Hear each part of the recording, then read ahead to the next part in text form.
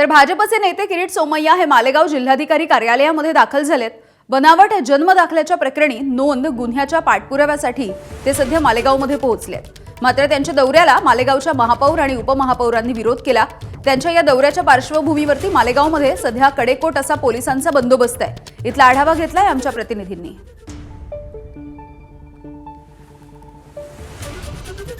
बनावट दाखले व बांगलादेशी रोहिंग्या प्रकरणी गेल्या 1.5 वर्षापासून माजी खासदार किरीट सोमय्या हे पाठपुरावा करत आहेत। यामध्ये 1044 नागरिकांवर गुन्हे देखील दाखल झाले आहेत। याचा पाठपुरावा करण्यासाठी आज किरीट सोमय्या जे आहेत ते पुन्हा मालेगाव दौऱ्यावर येत आहेत।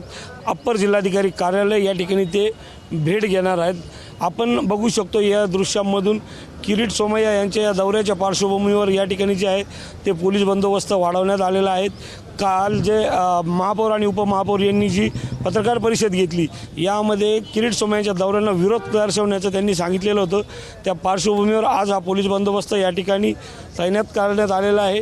त्याच नंतर आज सकाळी 11:30 वाजेच्या दरम्यान अप्पर जिल्हाधिकारी कार्यालय या ठिकाणी ते भेट घेऊन त्यानंतर जे आहे ते अपर पोलीस अधीक्षक कार्यालय याची देखील भेट घेणार आहेत।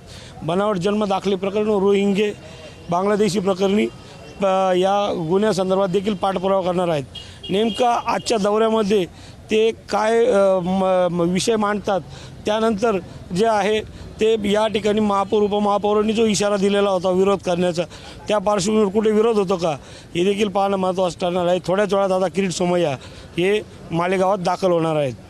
संदीप जेजुरकर, एबीपी माझा, मालेगाव, नाशिक।